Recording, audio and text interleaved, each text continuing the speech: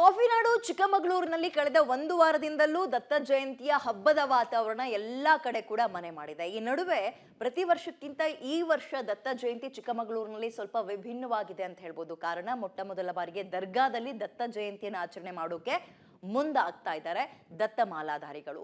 ಈ ನಡುವಲ್ಲೇ ಎಲ್ಲೆಲ್ಲೂ ಕೂಡ ಪ್ರತಿ ವರ್ಷದಂತೆ ಹದ್ದಿನ ಕಣ್ಣಿಟ್ಟಿದ್ದಾರೆ ಪೊಲೀಸರ ಸರ್ಪಗಾವಲೆ ಇದೆ.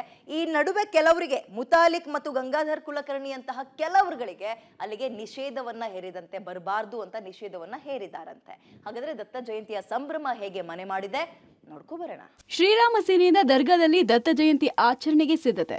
ನಾಗೇನಹಳ್ಳಿ ಗ್ರಾಮದ ಸರ್ವೆ ನಂಬರ್ 57ರ ಸುತ್ತ ನಿಷೇಧಾಜ್ಞೆ. ಮುತಾಲಿಕ್ ಗಂಗಾಧರ್ ಕುಲಕರ್ಣಿಗೆ ಕಾಫಿ ನಾಡಿಗೆ ನಿರ್ಬಂಧ. ಕಾಫಿ ನಾಡಲ್ಲಿ ದತ್ತಾತ್ರೇಯ ಸ್ವಾಮಿಯ ಉತ್ಸವ ಈ ಬಾರಿ ಮತ್ತಷ್ಟು ವಿವಾದದ ಸ್ವರೂಪ ಪಡೆದುಕೊಂಡಿದೆ. ಈ ಮಧ್ಯೆ ಲೋಕಸಭೆ ಚುನಾವಣೆ ಹೊಸ್ತಿಲಲ್ಲಿ ತಂತ್ರ ಹೆಣಿತಾ ಇರುವ ವಿಪಕ್ಷ ನಾಯಕ ಆರ್ ಅಶೋಕ್ ಇದೇ ಮೊದಲ ಬಾರಿಗೆ ದತ್ತಮಾಲೆ ಧರಿಸಿ ದತ್ತ ಭಕ್ತರಾಗಿದ್ದಾರೆ.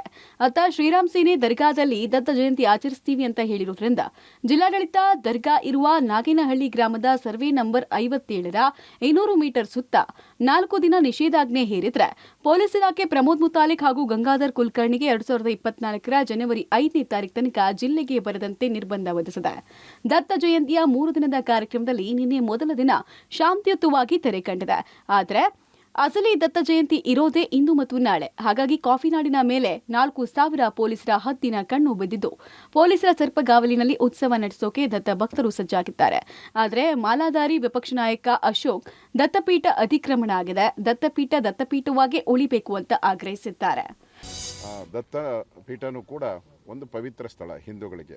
ಆ ಭಾವನೆಯನ್ನು ಮಟ್ಟ ಹಾಕುವಂಥ ಪ್ರಯತ್ನಗಳನ್ನು ಕೆಲವು ಹಿತಾಸಕ್ತಿಗಳು ನಿರಂತರವಾಗಿ ಮಾಡ್ತಾ ಇದ್ದಾರೆ.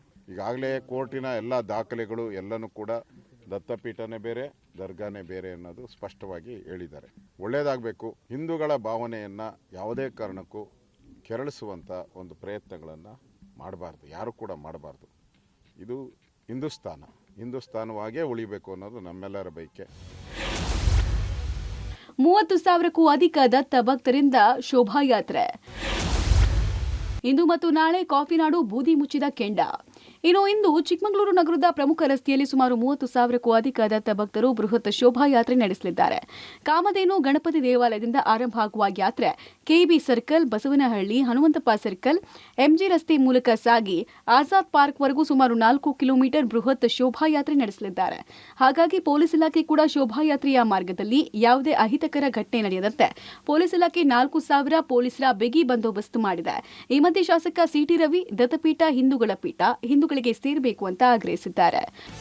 ನಾವು ಮತ್ತೆ ಸರ್ಕಾರಕ್ಕೆ ಮತ್ತೆ ಆಗ್ರಹವನ್ನು ಮಾಡ್ತೇವೆ. ದತ್ತಪೀಠ ವಿವಾದಕ್ಕೆ ಶಾಶ್ವತ ಪರಿಹಾರ ರೂಪಿಸುವಂಥ ಜವಾಬ್ದಾರಿ ಸರ್ಕಾರದ ಮೇಲಿದೆ. ಹಾಲಿ ನ್ಯಾಯಾಧೀಶರ ನೇತೃತ್ವದಲ್ಲಿ ಸಮಿತಿಯನ್ನು ರಚನೆ ಮಾಡಿ ಬಾಬಾ ಬುಡನ್ ದರ್ಗಾ ಮತ್ತು ದತ್ತಪೀಠ ಬೇರೆ ಬೇರೆ ಅನ್ನುವಂಥ ನಿರಂತರವಾಗಿ ಹೇಳ್ತಾ ಬಂದಿದ್ದೀವಿ.